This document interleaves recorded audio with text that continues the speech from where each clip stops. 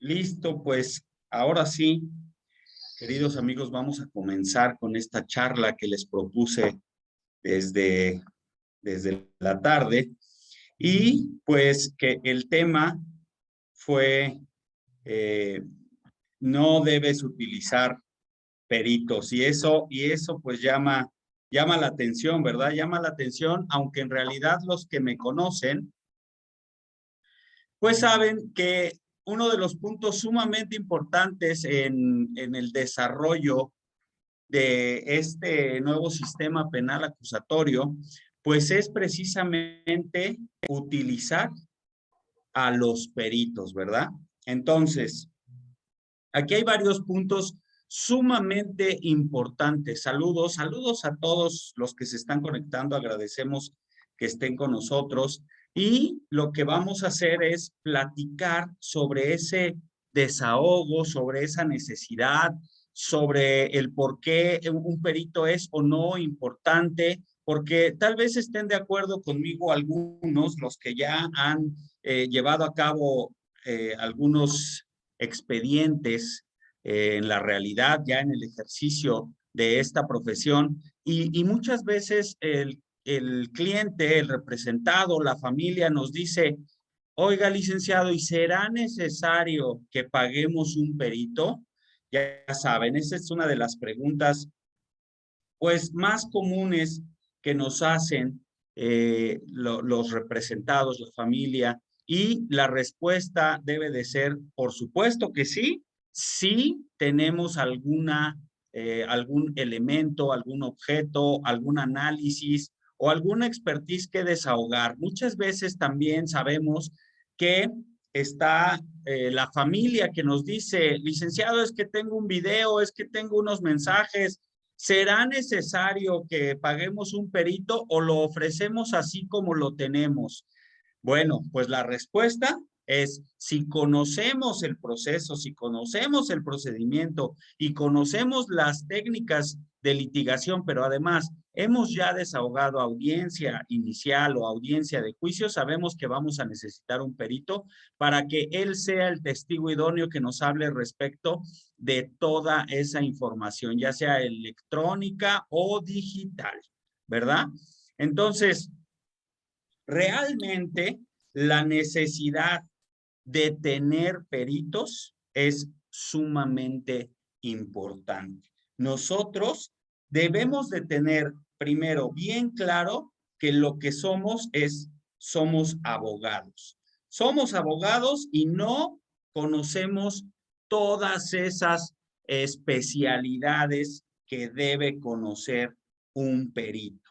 Nosotros debemos, por el contrario, auxiliarnos de los peritos. Eso es lo que tenemos que hacer para que nuestro debate, nuestros argumentos, nuestra réplica, o por qué no, también nuestros contrainterrogatorios sean efectivos. ¿Y por qué el contrainterrogatorio? Porque acuérdense que hoy una de las figuras que también, en la que también nos apoyan los peritos, pues es en aquella que es consultor técnico. No sé si los que están aquí hayan ya utilizado esta figura de consultor técnico, que además les quiero decir y les voy a compartir conforme platiquemos, asuntos donde un consultor técnico nos puede ayudar muchísimo, ¿verdad? Hay especialidades en las periciales, especialidades técnicas o especialidades profesionales que definitivamente nosotros no conocemos y la mayoría de la gente tampoco conoce.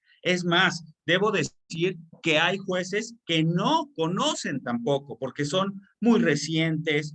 Por ejemplo, pongamos un tema ahorita que es el blockchain, que hablamos de criptomonedas, ¿les parece?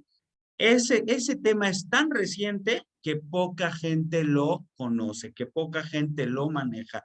Y para eso entonces tenemos que asesorarnos. A lo mejor no vamos a desahogar una pericial porque no es necesario, porque ya nos dimos cuenta de que desde la formulación de la imputación, lo que está faltando es algún elemento típico. Pero, ¿cómo podemos informar? ¿Cómo podemos llevar esa información al juez de la causa si nosotros mismos no podemos explicarnos cómo funciona una criptomoneda?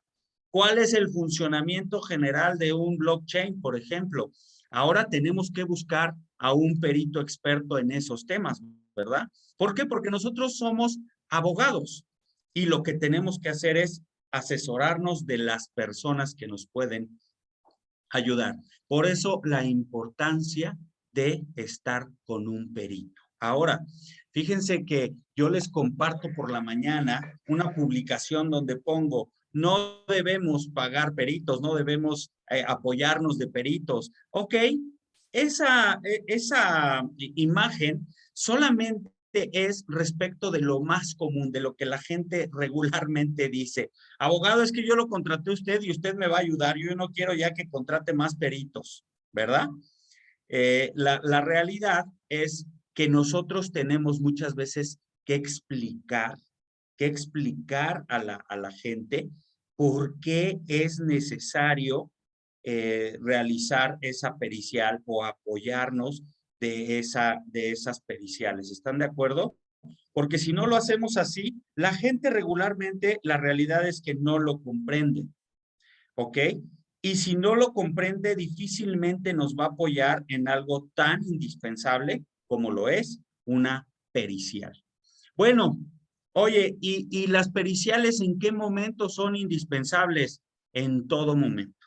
Una pericial la podemos desahogar de manera o desde la perspectiva de dato de prueba, desde el debate de el control de la detención.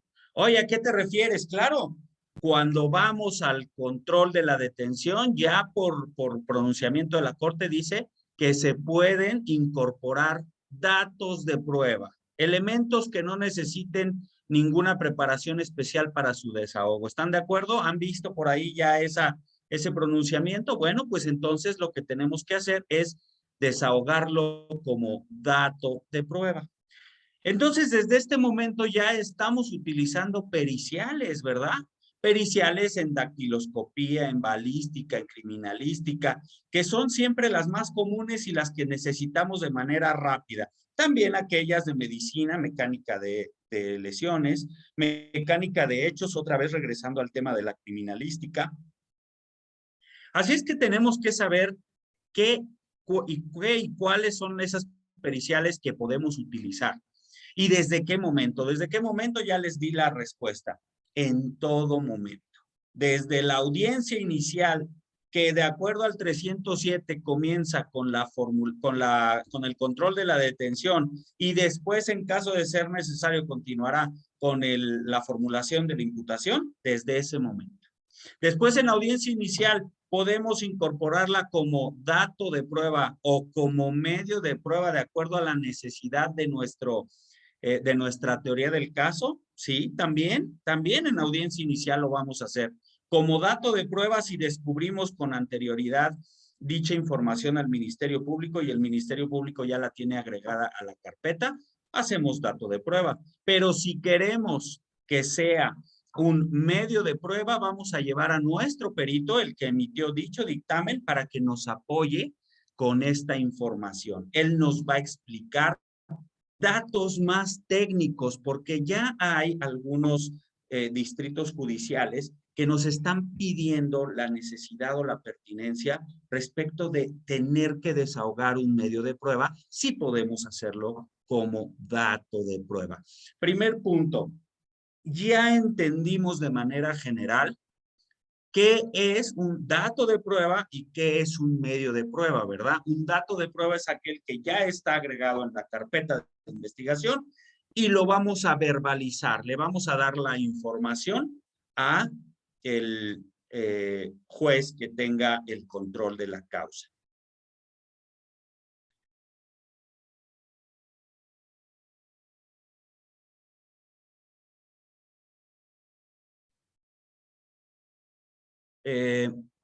Ahora, si es un medio de prueba, lo que vamos a hacer entonces es, pues, desahogar al órgano de prueba, que es el que nos va a traer la información. ¿Y cómo nos va a traer la información o cómo le va a dar la información al juez de control? Pues lo sabemos mediante un interrogatorio directo, ¿verdad? Eso, pues eso ya lo entendemos, ya lo tenemos muy claro y por eso hago la referencia a los momentos y las formas en que vamos a ir incorporando a nuestro a nuestro perito o testigo experto, ¿verdad? Ahora, siempre me preguntan y además creo que es sumamente importante el poder justificar y tener los suficientes elementos y fundamentos para que esto sea efectivo, ¿verdad? Porque cuando llegamos con el Ministerio Público, pues casi siempre, no quiero decir siempre, pero casi siempre nos dice, no, eso no se lo voy a recibir, abogado. No, no, es que usted no puede en estos momentos, abogado. Y tenemos que hacer el trabajo hasta la audiencia inicial cuando va a comenzar y exhibir que no nos ha querido recibir. Pero para eso tenemos fundamentos, fundamentos que son suficientes como para que el juez de control nos dé la razón a nosotros y nos permita ese desahogo. ¿Y cuáles son los fundamentos? Lo he dicho muchas veces, pero no tengo ningún problema en repetir. Vayamos siempre por la Constitución. Artículo primero de la Constitución, párrafo segundo, párrafo tercero. ¿Esto por qué? Porque todas las autoridades están obligadas de inicio a velar, a proteger, a respetar, a promover la protección de los derechos humanos. Y por eso lo vamos a relacionar con el artículo 20 de la misma Constitución en su apartado A y B. Y les voy a compartir en la pantalla las partes que nos sirven para poder justificar esta realización de actos y la utilización de nuestros testigos. Ahí están viendo conmigo la Constitución, ¿verdad? Ya la están viendo. Ok.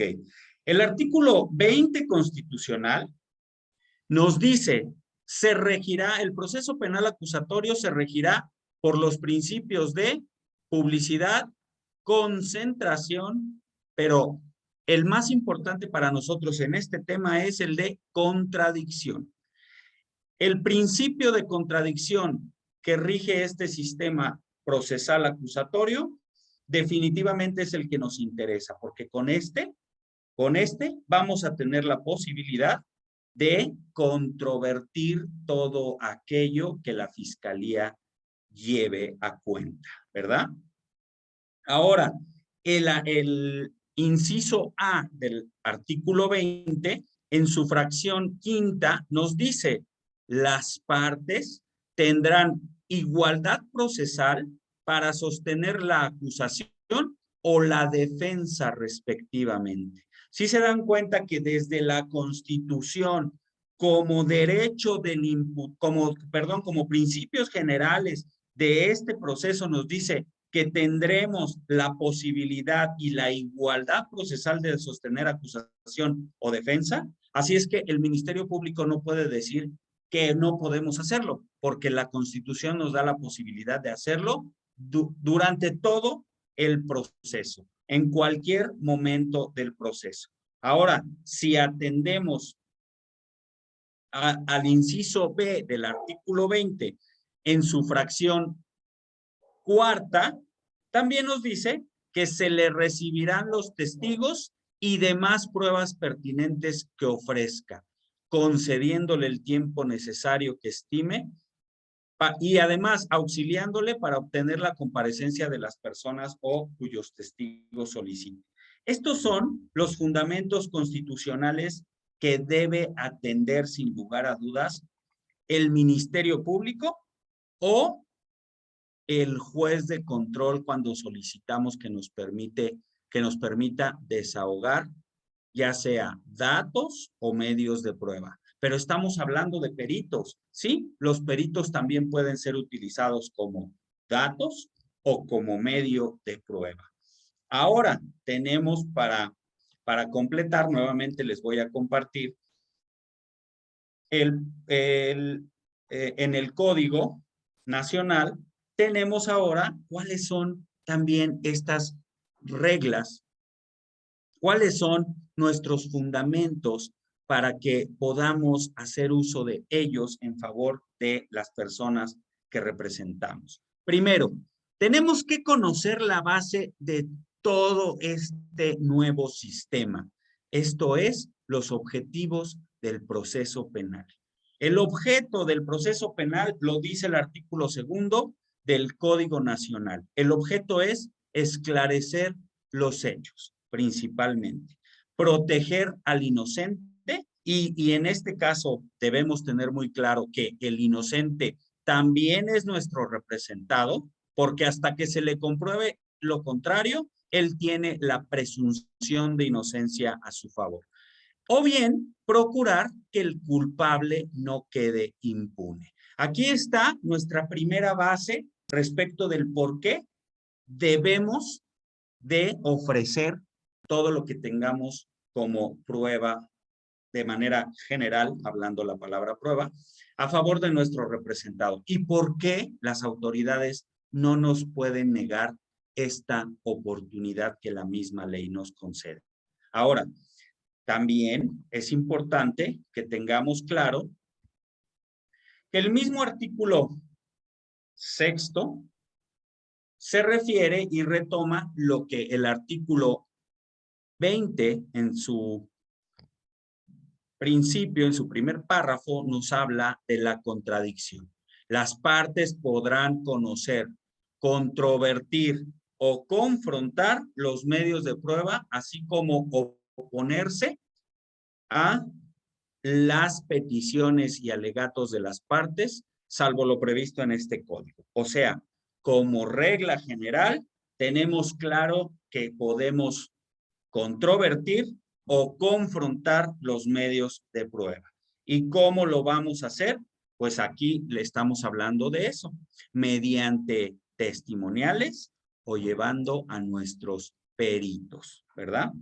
Ahora, tenemos también como reglas, pues aquellas que ustedes conocen y que están descritas en el 109, en el 113 del código, del mismo Código Nacional. ¿Por qué hago referencia al 109 y no quiero dejarlo de lado? Porque el 109, como sabemos, pues son aquellos derechos que tiene también la víctima o el ofendido. Y cuando hablamos de estos temas, no podemos dejar de lado y no podemos dejar de observar que también ellos tienen derecho de probar su acusación. Y nosotros, ya sea que seamos asesores jurídicos o que seamos defensores del imputado, tenemos esta obligación. Y el 109 dice, que es el de derechos de víctima o ofendido, dice a que se le reciban todos los datos o elementos de prueba pertinentes con los que cuente tanto en la investigación como en el proceso. Esto es por lo que hace a la víctima o ofendido, pero también sabemos que el 113, que es ahora los derechos del imputado, también nos da esa facultad. ¿Y por qué digo facultad? Primero, es un derecho del imputado, pero es una obligación del defensor a que se le reciban los medios de prueba pertinentes que ofrezca, ¿ok? Concediéndole el tiempo necesario para tal efecto. Así es que se dan cuenta que la víctima y el imputado tienen los mismos derechos respecto de ofrecer y recabar y desahogar prueba. Muy bien, pero ahora el 117, cuando somos defensores, nos obliga. No solo le da ese derecho al imputado, sino a nosotros como defensores nos obliga a recabar y ofrecer los medios de prueba que sean necesarios para la defensa y presentar los argumentos y datos de prueba que desvirtúen la existencia del hecho que la ley señala como delito. Así es que no olvidemos que tenemos obligaciones. Y para eso también tenemos que conocer lo que podemos llevar a cabo en una investigación y desde qué momento. El momento ya se los dije y lo voy a reiterar. Desde el momento mismo en el que es citado para audiencia inicial o desde aquel en el que fue citado para entrevista como imputado o desde que se le ha realizado algún acto de molestia. Eso también ya lo dijo la Corte retomando lo que el mismo código señala. Ahora, no olvidemos tampoco, dentro de nuestros argumentos, que el mismo código en el 129 le da ese deber de objetividad y debida diligencia al Ministerio Público. Esto es, tanto pruebas de cargo como de descargo. Y si nosotros como defensores ofrecemos o proponemos actos de investigación, como pudiera ser el que se designe perito para la realización de algún dictamen en particular, el Ministerio Público está obligado a auxiliarnos, siempre y cuando esto sea conducente, pertinente, idóneo y además completamente legal. Esto es que esté dentro de las reglas y formalidades que el mismo código nos da. El Ministerio Público está obligado, claro que está obligado. Es más, hay un artículo en particular de este mismo código, además del 129, que nos habla precisamente de esa parte. Y se las voy a compartir en esta plática. El 103 del Código Nacional nos habla del gasto de producción de prueba. ¿Por qué? Sabemos que el Estado tiene todo el poder, tiene todos los medios a su alcance para poder probar su teoría del caso. Y no en todos los casos nuestros representados tienen esa posibilidad. En eso estamos de acuerdo. Hay veces que la gente nos dice, es que no tenemos para solventar el gasto de un perito. Ok, para eso tenemos el artículo 103 del Código Nacional. Y si sabemos utilizarlo, nos van a auxiliar designando peritos en la materia. Y esto dice, 103, gasto de producción de prueba. Tratándose de la prueba pericial, el órgano jurisdiccional ordenará a petición de parte, y si se dan cuenta, estamos en aquellos principios, igualdad entre las partes, igualdad ante la ley. No está haciendo ninguna distinción. Por lo tanto, al referirse a petición de parte, se refiere a cualquiera de ellas. Ministerio Público, imputado mediante su defensor o víctima mediante su asesor jurídico. La designación de peritos de instituciones públicas, las que estarán obligadas a practicar el peritaje correspondiente, siempre que no exista impedimento material para ello. ¿Están de acuerdo? Entonces, no siempre nuestros representados van a tener que tener esa carga de tener que contratar a un perito. A veces podemos asistir a este artículo 103. Claro, tenemos que saber para este uso, tenemos que saber perfectamente qué es lo que queremos probar, cuál es nuestro planteamiento del problema y sobre qué se va a realizar dicha pericia, cuál es la materia en específico o la especialidad, porque esos van a ser los datos que nos van a requerir cuando los solicitemos en términos del 103. Así es que aquí nos va a exigir un poquito más. Vamos a tener que conocer los alcances, el objetivo y sobre el objeto que se va a realizar. Pero ahí está, el mismo código nos da las herramientas para poder allegarnos de toda esta información. ¿Qué les parece? Creo que es un tema importante, creo que es un tema que nos da información, que nos deja ver que podemos allegarnos de información, de elementos, de datos, de medios suficientes como para poder llevar a cabo esa contradicción a la que se refiere nuestro Código Nacional y el principio de este sistema, ¿verdad? Así es que después de lo que les he comentado, definitivamente es importante que trabajemos con peritos. Yo he hablado en otras pláticas, en otros videos que subo, que existe una trilogía Una trilogía procesal que lo tiene y lo desarrolla el Ministerio Público, o debiera decir que debiera desarrollarlo el Ministerio Público, porque a veces llegamos a audiencias de juicio donde el Ministerio Público va exactamente con las mismas, con los mismos medios de prueba con los que vinculó a proceso. Y esto es, no realizó realmente investigación y además no se allegó de esos auxilios que tiene, como lo son peritos, como lo es el policía. Y además, si ustedes conocen de manera general quiénes son los asistentes o auxiliares, por llamarlos de una manera correcta, del Ministerio Público. Auxiliar del Ministerio Público es todo aquel servidor público, dependencia o institución que tenga conocimiento del hecho o que pueda aportar alguna evidencia, objeto, documento, material que ayude a esclarecer los hechos. Imagínense el alcance que tiene el Ministerio Público. Puede asistir a cualquiera de ellos y ellos son auxiliares por obligación. Así es que llegamos a una audiencia de juicio donde el Ministerio Público no realizó esa investigación real, desatendiendo así esta carga de la prueba, que además constitucionalmente se la impone al Ministerio Público, y nosotros tampoco realizamos esta misma situación. Pero estábamos hablando de la trilogía. La trilogía es hacer uso de peritos y hacer uso de policía.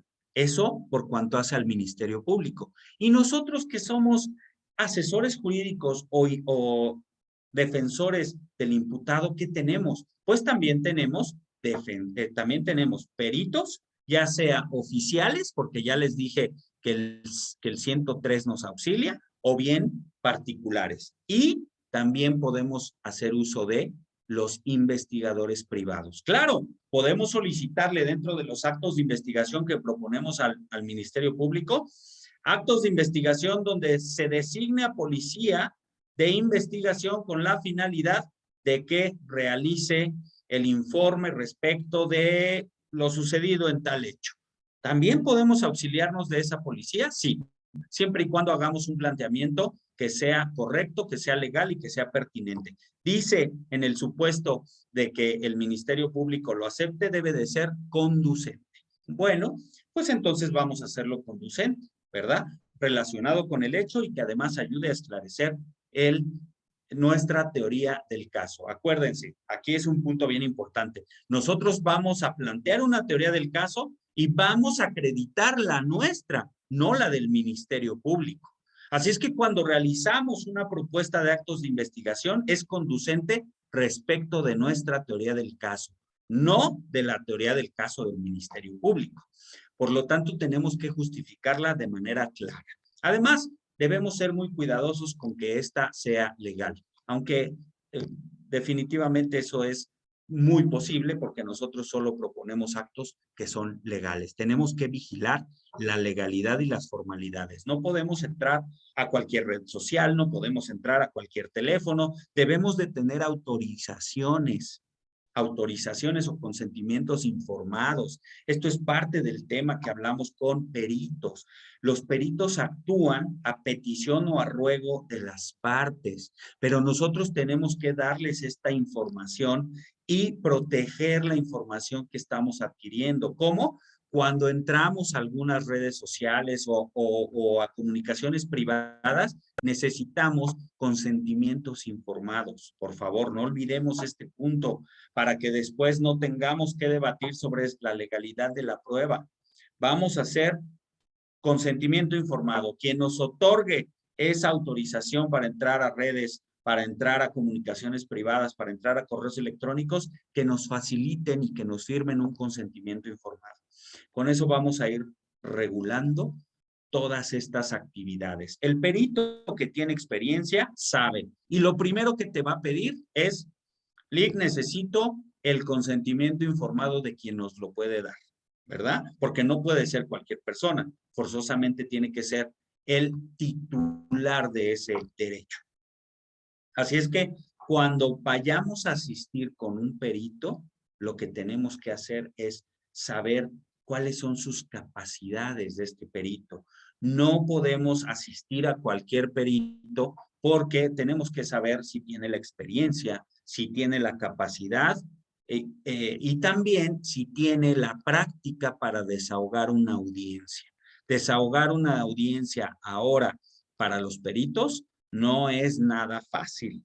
Así es que hay que trabajar con peritos que tengan esa práctica, que tengan esa experiencia, que los conozcas, o bien que tengan muy buenas referencias. Dentro de las preguntas base con los peritos es, ¿cuántos juicios has desahogado antes de que lo contrates? Que el perito te diga qué experiencia tiene, ¿verdad? ¿Cuáles son sus capacidades? Entonces, definitivamente son temas que tenemos que ir tocando, ¿verdad? El mismo Código Nacional nos dice que los peritos ahora deben de tener ciertas cualidades. Y para eso vamos a entrar otra vez al Código Nacional. Se los voy a compartir. Se los voy a compartir. Un segundito.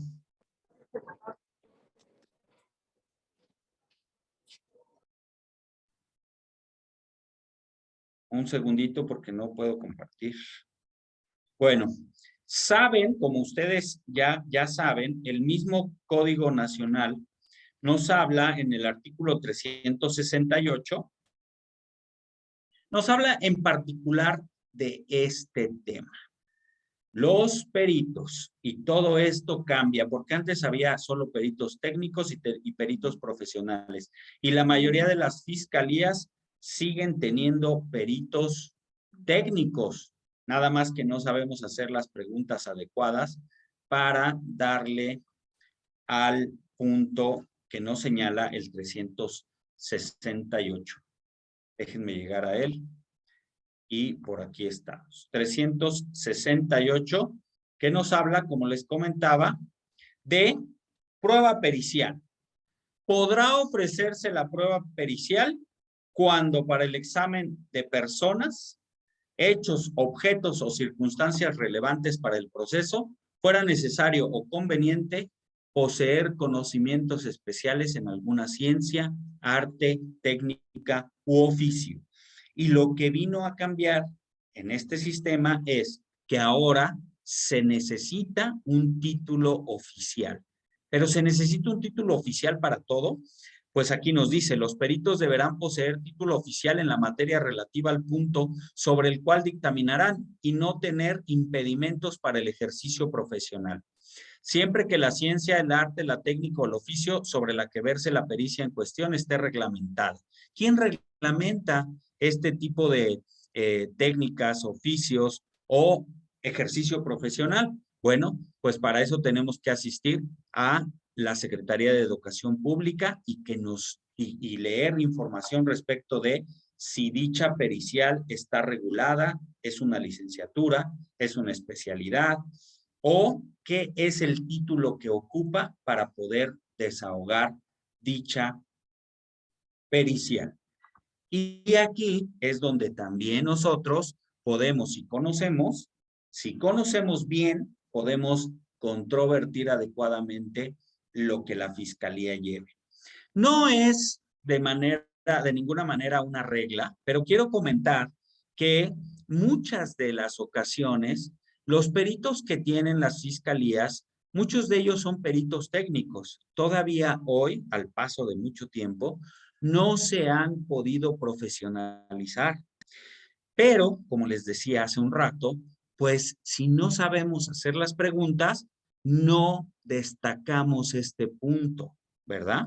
Porque ahí es donde podemos restar esa credibilidad o ese conocimiento o esa valoración respecto de lo que el perito oficial nos vaya a mencionar.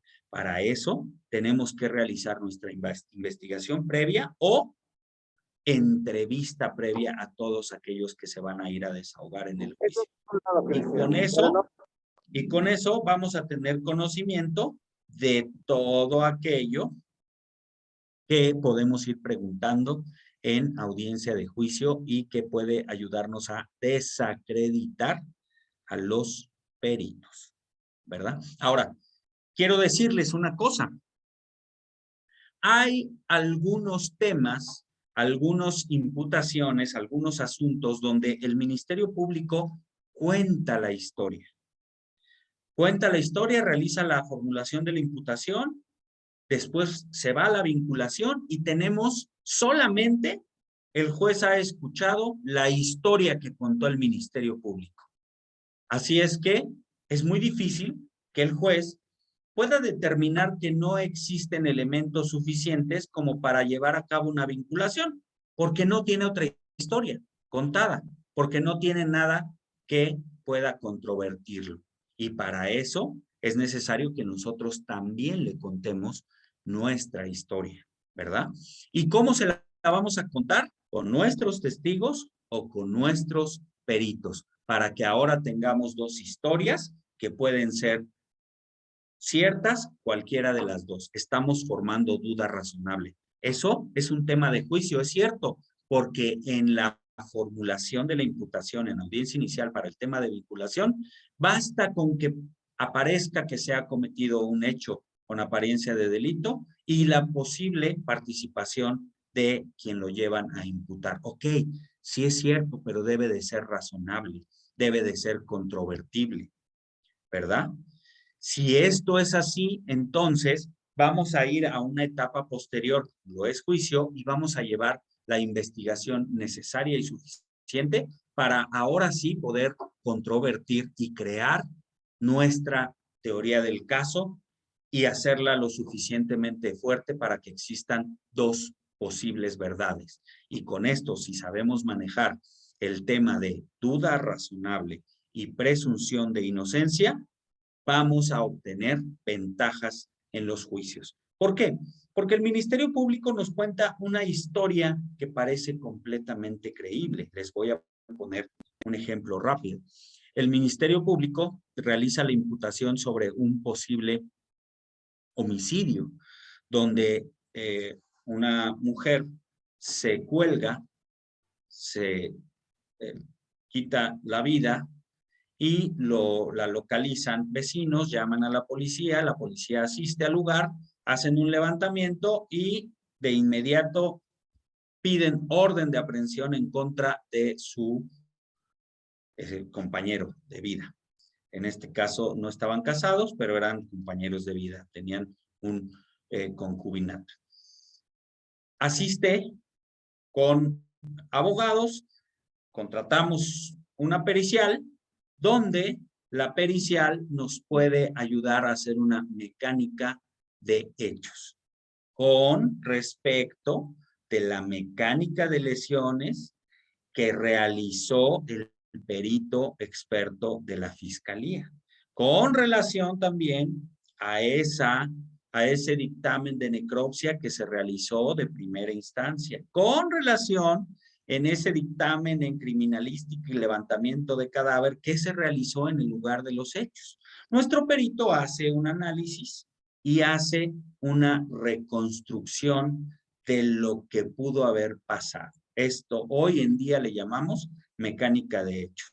Y lo que sucede es que el perito nos dice, de acuerdo a la descripción de las lesiones, de acuerdo a la posición que tenía la víctima, y de acuerdo también a la investigación que se realizó respecto de el lugar donde se colgó y demás, podemos concluir que la persona, Oyoxisa, se había suicidado. No había sido un homicidio o feminicidio como lo pensaba o lo proponía la fiscalía. Pero esto se pudo robustecer con la fortaleza de un dictamen pericial que tiene todos los elementos, tanto objetivos, subjetivos, pero además el soporte bibliográfico y actualizado del por qué, la posición que tenía la víctima, del por qué el lazo con el que se había quitado la vida, así como los lugares donde estaba sostenido, sí soportaba el peso de una persona. Toda esta explicación que nos da el perito, además de la forma en que se habían producido las lesiones y demás, nos puede dar la libertad de una persona. Pero tenemos que conocer qué pericial vamos a proponer y cuál es el objeto de nuestra pericial. Debemos conocer el planteamiento del problema. Si nosotros sabemos hacer planteamientos de problema, vamos a poder realizar este tipo de debates reales que nos ayuden a controvertir, como ya se los mencioné al principio, de controvertir lo que la fiscalía refiere. Entonces,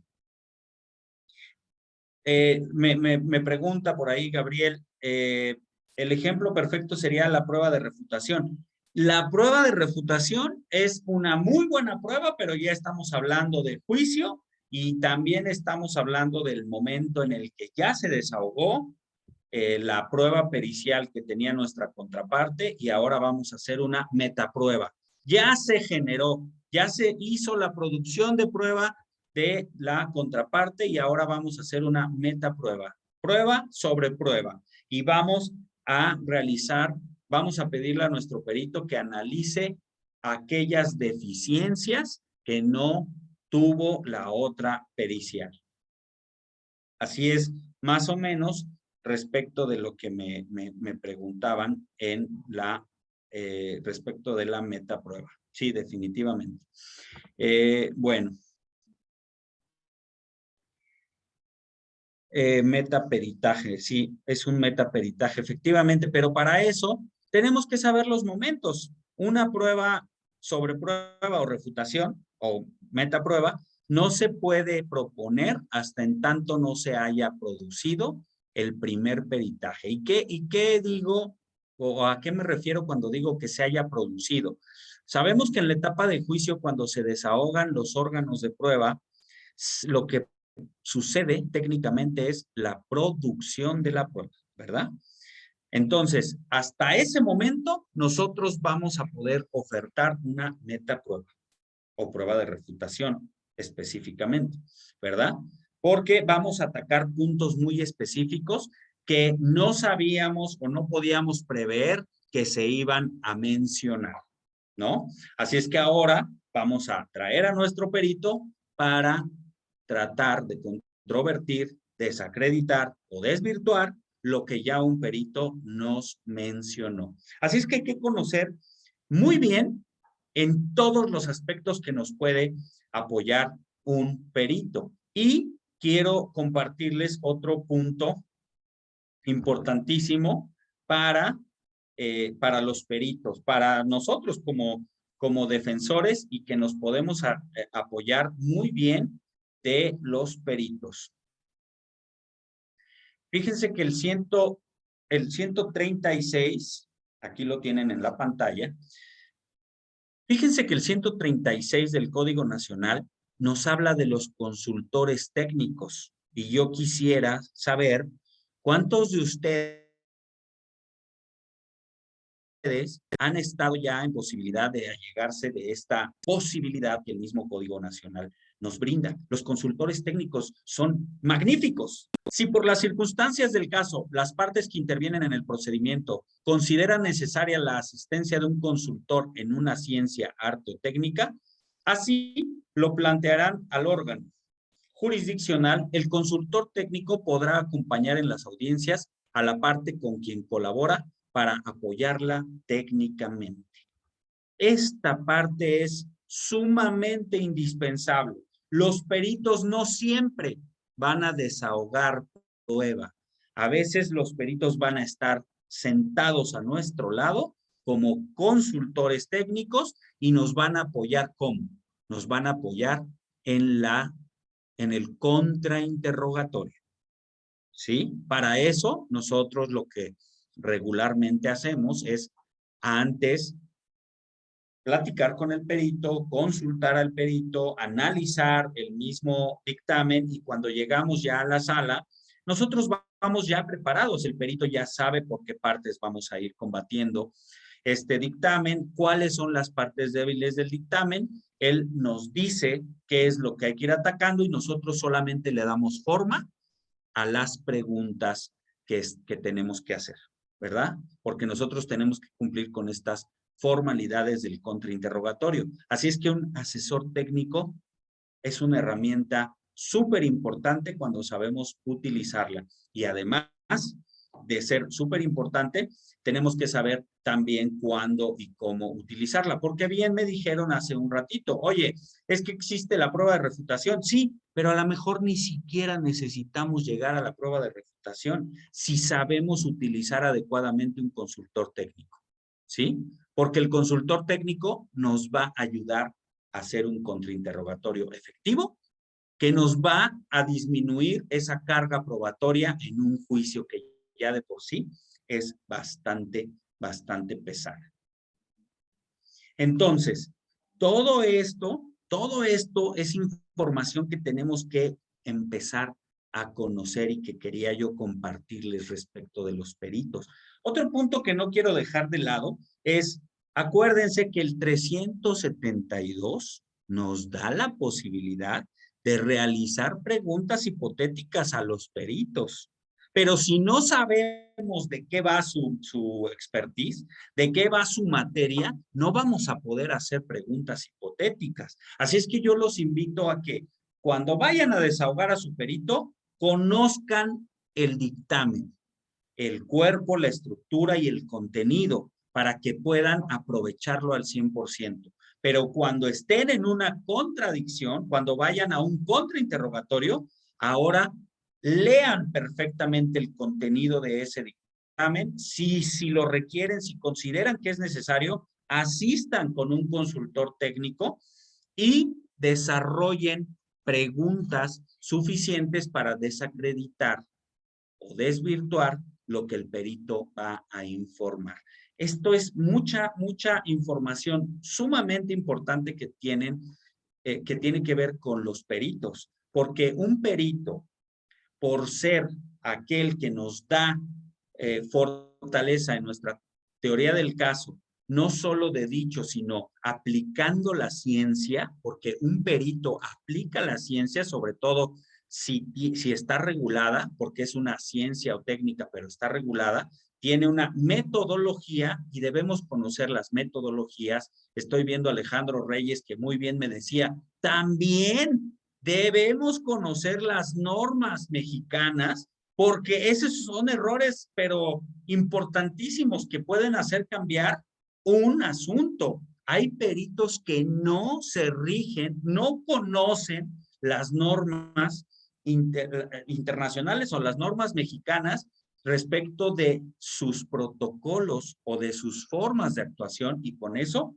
podemos ir destruyendo varias periciales. Tenía por ahí, gracias a Israel Monroy, que es un perito que siempre nos apoya en varios de nuestros asuntos, me compartió algunas imágenes de reconstrucción, pero por el tiempo ya no se las voy a poder compartir. Son muy interesantes, ellos trabajan con temas de reconstrucción de hechos virtuales y la verdad es que dan mucha claridad en los juicios, pero también no cualquiera puede ni realizarlo ni desahogarlo, ¿verdad? Ahora, pero se los comparto en otra plática, seguro, ténganlo por seguro, le agradezco mucho a Israel, pero se nos va el tiempo y pues más bien quisiera dedicar un poquito, si tienen un par de dudas, les voy a contestar si alguien quiere participar. Ricardo tiene la mano arriba, por favor, Ricardo, te escucho. ¿Cómo está, maestro? Buenas noches. Buenas noches, Ricardo. Oiga, dos cuestiones. El de gastos de reproducción que usted nos mencionó habla para la proporción, para que el Estado proporcione un perito. Sí es. Ese también es traslativo para que proporcione no como un perito, un peritaje, sino para que realice un peritaje, sino que también sea un auxiliar técnico de la defensa? ¿Se puede pedir? No, no solamente se refiere a la emisión de dictámenes. No, no podrás pedirlo como un consultor. No, ahí sí te lo van a negar. Digo, no quiero decir que no lo intentes, porque si lo intentas y lo logras, pues por favor compártenoslo. Va a ser muy buen ejercicio. Pero yo, la verdad es que hasta el día de hoy, Ricardo, no lo he visto. Pero me gustaría, si lo logras, que nos lo compartas.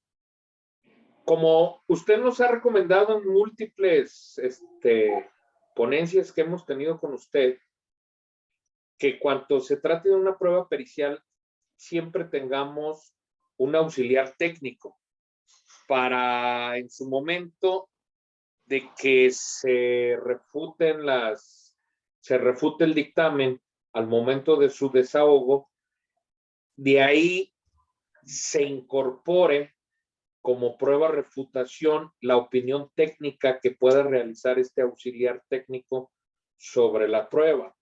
Mi pregunta es, terminas de realizar el contrainterrogatorio con auxilio, vaya la redundancia, del auxiliar técnico, el auxiliar técnico de la defensa, y para incorporar una prueba meta o una refutación con ese mismo auxiliar, ya debe de llevar preparado una realización, una opinión técnica de ese dictamen para incorporarlo en ese momento y subirlo al estrado como prueba refutación. No. Primer punto, son consultores técnicos. El nombre correcto es un consultor técnico. El consultor técnico de ninguna manera va a poder ser el mismo perito que realice una metaprueba o prueba de refutación. No va a poder ser. Tu consultor técnico es uno y el que realice en el caso de que tú decidas promover una refutación va a ser otro perito. ¿Ok? Y dos, no es necesario que la lleve hecha, sino que la acabas de desahogar y vas a proponer en su momento procesal que te permita realizar prueba de refutación. Y además recuerda que como todo el proceso de la prueba, se va a ofrecer y se va a discutir sobre su admisión. No quiere decir que porque la ofrezcas te la van a admitir. Hay que todavía debatir sobre su pertinencia para que ésta sea o no admitida. ¿Ok, Ricardo? Muchas Pero, gracias siempre por seguirnos, Ricardo. y no, gracias. Nomás por último, ¿por qué no puede ser el mismo? Bueno, porque recuerda que no pueden estar ya, eh, le dicen que ya está empapado y entonces al conocer él ya de lo que se dijo, tienes que proponer a uno nuevo que sea diferente. Él ya participó, entonces él ya no es un testigo confiable. Tienes que proponer uno diverso. Ah, ok. Bueno, pues muchas gracias. Sí, Gracias. alguien más que tenga alguna pregunta, por ahí leía, si no levantan la mano, me preguntaban, ¿aquí en este sistema hay perito tercero en discordia? No, aquí no hay perito tercero en discordia. En este sistema lo que hay son pruebas de cada una de las partes y en caso de que alguna de las partes lo considere necesario, puede realizar una prueba de refutación. No existe el perito tercero en discordia y no te lo va a asignar el juzgado. ¿Alguien más que tenga alguna pregunta? Abraham Calderón, mucho gusto. ¿Cómo estás? Un saludo muy grande. Dime, te escucho. Alex, un gusto y un placer siempre saludarte y poderte escuchar. Me surge una duda en la práctica. Vengo manejando una disculpa. En relación de poder solicitar al Estado un perito, en la práctica, si es recomendable, su dictamen no saldrá perjudicial en el caso de que fuera un imputado, que prácticamente se beneficia al Ministerio Público. como ya el propio dictamen del Ministerio Público lo presentaría. ¿Cómo? A ver, repítame la pregunta, por favor. Ok, mencionabas con fundamento del artículo 103 de que cuando no se tiene la solvencia económica para contratar un perito particular, el Estado nos puede ayudar en ese tema, proporcionando un perito. Pero ese perito, su dictamen en la práctica, ¿crees que saldría favorable? Ya te entiendo. A ver, De imparcialidad, ¿no, maestro? Es lo que se refiere, ¿no? importantísimo, sí. Alejandro Reyes, es importante lo que dices, es imparcialidad. De hecho, hay una jurisprudencia que habla respecto de la imparcialidad con la que debe de actuar el perito. Pero más allá de la imparcialidad, ¿qué crees, Abraham? La respuesta está en cómo planteas tu problema.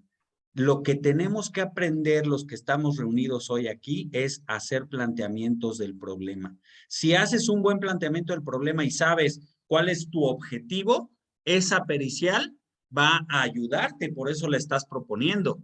Si no tienes la certeza de que va a ayudarte, no hagas uso del 103 o no hagas uso de propuestas de acto de investigación. Más bien, lo que tenemos que conocer es el alcance del expertise y qué podemos obtener con ese expertise, haciendo un buen planteamiento del problema. Y para hacer un planteamiento del problema, tenemos que conocer la materia y los alcances de la materia. Así es que creo que el tema está por ahí. Israel Monroy, gracias por conectarte. Te escucho, amigo. Buenas noches, licenciado. Buenas noches a todos.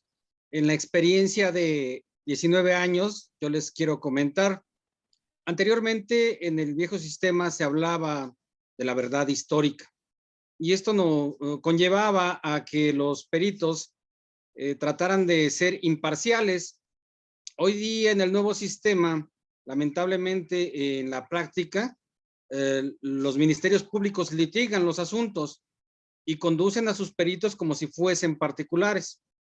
En casos específicos en los que ha estado el suscrito, ha visto la manera en que se conducen los ministerios públicos al ver violaciones claras a una inspección.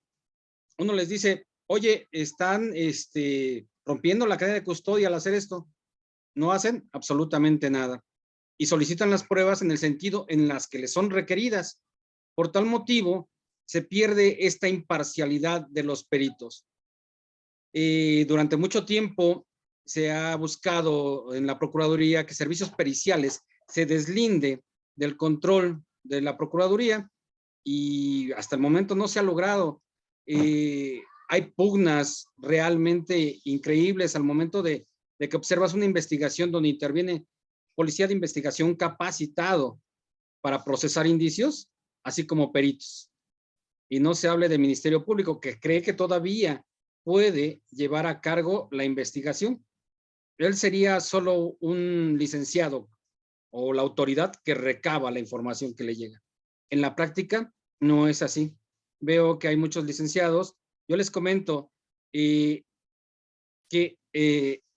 es siempre acercarse mejor a gente de confianza que pueda auxiliarles, ya que al solicitar esta prueba corren el riesgo de que la prueba sea dirigida en función de los requerimientos de la fiscalía. Y no es por hablar mal de la gente, pero hay gente muy profesional, pero sí las fiscalías están trabajando así. Utilizan artimañas o chicanas en términos de legalidad, muy feas. Por ahí le escuché un comentario, leí un comentario que hablaban acerca de prueba anticipada. La prueba anticipada es en función de que existe un impedimento físico material que impide el desahogo de esa prueba en el tiempo o etapa de juicio. Basta con que el imputado diga, tengo miedo, me voy a ir del país para que esta prueba se adelante. Y una vez en el desahogo de esa prueba, si tu dictamen, como nos pasó en un asunto de secuestro, si tu dictamen contraviene el elemento subjetivo atacando la materialización del mismo, en esta prueba anticipada, de manera desleal, el Ministerio Público perfecciona todos los elementos que estaban siendo atacados. Es por eso que hoy día no puedes solicitar una prueba a los auxiliares, a servicios periciales, porque corres el riesgo real que te suceda esto. Mientras la Procuraduría deje de meter los ministerios públicos, ordenar y llevar la investigación y requerirle cierto sentido cuando servicios periciales sea independiente, podremos hablar de solicitar el auxilio, porque hay gente que realmente no puede costearse una pericial. Por ahí tengo un proyecto de auxilio, pero no puedo concretarlo porque me falta apoyo. Hay gente que de verdad y realmente necesita el apoyo. Es mi comentario y espero les funcione. Muchas gracias, Israel. Israel Monroy es perito en criminalística, tiene un grupo de peritos que nos puede apoyar ahí de la mano en lo que sea necesario. Y bueno, el comentario que hace pues es muy cierto, ¿no? Tenemos que tener a nuestro alcance en la mayoría de las ocasiones un perito que sea particular, que además sea de nuestra confianza y que nos pueda apoyar en todo, porque es cierto, no tenemos definitivamente la independencia con la que debería de trabajar servicios periciales no es real, dependen directamente de la fiscalía y es un tema muy complicado, pero el control sigue siendo realizar, si no hay el dinero, si definitivamente tu representado no lo tiene, vas a tener que asistir a ellos porque no te puedes ir sin prueba y lo que vas a tener que hacer es conocer bien la pericial que vas a pretender y sus alcances, así como realizar un buen planteamiento del problema. Se quedaron por ahí muchas dudas. Eso es bueno. Vamos a tener que realizar una nueva plática. Muchas gracias, Sinan, siempre pendiente, pero lo dejamos para otro momento. En este momento vamos a culminarla. Les agradezco mucho. Gracias a todos los que participaron, a todos los que se conectaron y espero les hayamos dejado por ahí algunos datos importantes, algunas dudas, porque muchas veces el objetivo de esto es generar más dudas para que investiguemos y nos preparemos más.